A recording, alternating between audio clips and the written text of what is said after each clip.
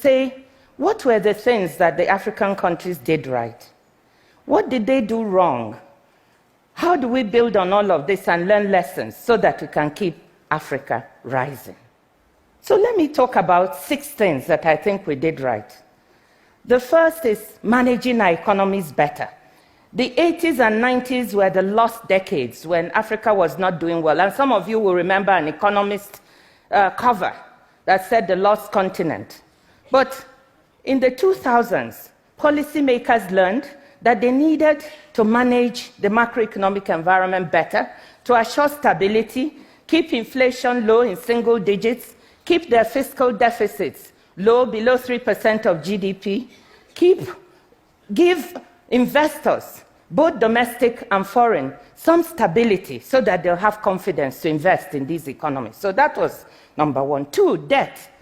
In 1994, the debt to GDP ratio of African countries was 130%.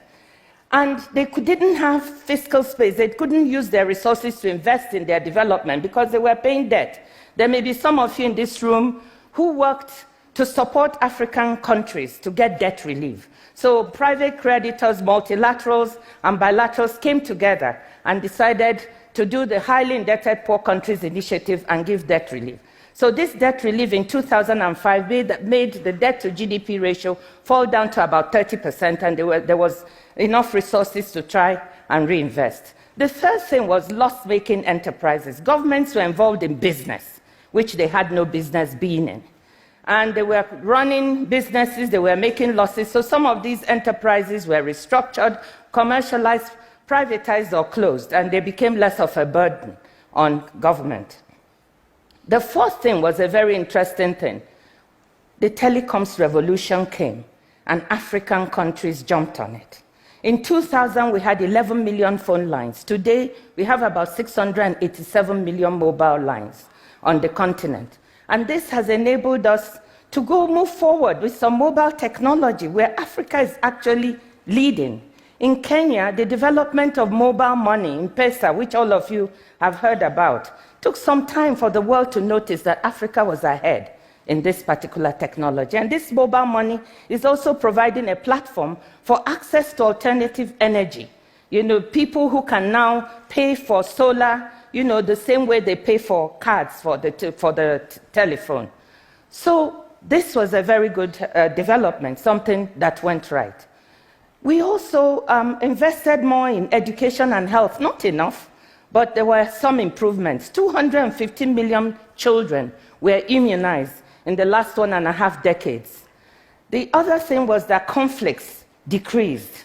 There were many conflicts on the continent, many of you are aware of that, but they came down, and our leaders even managed to dampen some coups. New types of conflicts have emerged, and I'll refer to those later. So based on all this, there's also some differentiation on the continent that I want you to know about, because even as the doom and gloom is here, there are some countries, Cote d'Ivoire, Kenya, Ethiopia, Tanzania, and Senegal, are performing relatively well at the moment. But what did we do wrong? Let me mention 8 things. You have to have more things wrong than right. So there are 8 things we did wrong. The first was that even though we grew, we didn't create enough jobs. We didn't create jobs for our youth. Youth unemployment on the continent is about 15%, and underemployment is a serious problem. The second thing that we did is that the quality of growth was not good enough. Even those jobs we created were low productivity jobs. So we moved people from low productivity agriculture to low productivity commerce and working in the informal sector in the urban areas. The third thing is that inequality increased. So we created more billionaires. 50 billionaires worth $96 billion own more wealth than the bottom 75 million people on the continent. Poverty, the proportion of people in poverty, that's the fourth thing, did decrease, but the absolute numbers did not because of population growth. And population growth is something that we don't have enough of a dialogue about on the continent, and I think we will need to get a handle on it, particularly how we educate girls so that they can, that is the road to really working on this particular issue. The fifth thing is that we didn't invest enough in infrastructure. We had investment from the Chinese, that helped some countries, but it's not enough. The consumption of electricity in Africa, on the continent, in sub-Saharan Africa, is equivalent to Spain. The total consumption is equivalent to that of Spain. So many people are living in the dark. And as the president of the African Development Bank said recently, Africa cannot develop in the dark. The other thing we have not done is that our economies retain the same structure that we've had for decades. So even though we've been growing, the structure of the economies have not changed very much. We are still exporting commodities. And exporting commodities is what? It's exporting jobs. Our manufacturing value added is only 11%. We're not creating enough decent manufacturing jobs for our youth. And trade among ourselves is low. Only about 12% of our trade is among ourselves. So that's another serious problem. Then governance. Governance is a serious issue. We have weak institutions and sometimes non-existent institutions. And I think this gives way for corruption. Corruption is an issue that we have not yet gotten a good enough handle on, and we have to fight tooth and nail. That and increased transparency in the way we manage our economies and the way we manage our finances. We also need to be wary of new conflicts, new types of conflicts, such as we have with Boko Haram in my country, Nigeria, and with Al-Shabaab in Kenya. We need to partner with international partners, developed countries, to fight this together. Otherwise, we create a new reality which is not the type we want for a rising Africa.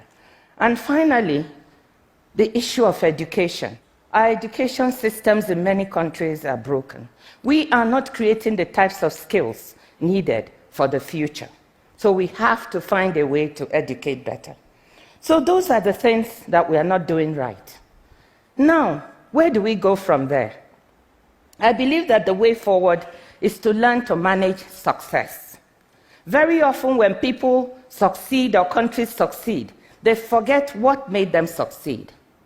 Learning what you're successful at, managing it and keeping it is vital for us. So all those things I said we did right, we have to learn to do it right again. Keep doing it right. Managing the economy while creating stability is vital. Getting prices right.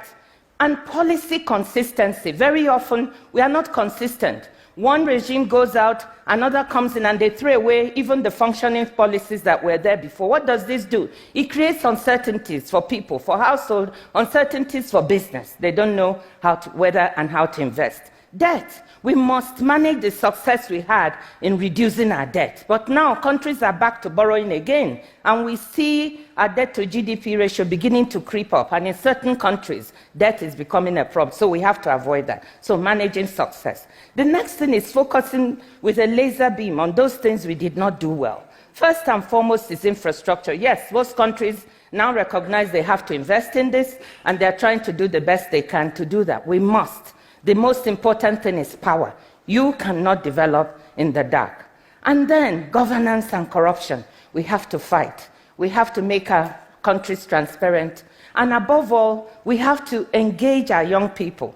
We have genius in our young people. I see it every day. It's what makes me wake up in the morning and feel ready to go. We have to unleash the genius of our young people, get out of their way, support them to create and innovate and lead the way. And I know that they'll lead us in the right direction. And our women and our girls, we have to recognize that girls and women are a gift. They have strength, and we have to unleash that strength so that they can contribute to the continent. I strongly believe that when we do all of these things, we find that the Rising Africa narrative is not a fluke. It's a trend. It's a trend. And if we continue, if we unleash our youth, if we unleash our women, we may step backwards sometimes. We may even step sideways. But the trend is clear. Africa will continue to rise. And I tell you, business people in the audience, if investment in Africa is not for today, it's not for tomorrow, it's not a short-term thing, it's a longer-term thing. But if you're not invested in Africa, then you will be missing one of the most important emerging opportunities in the world.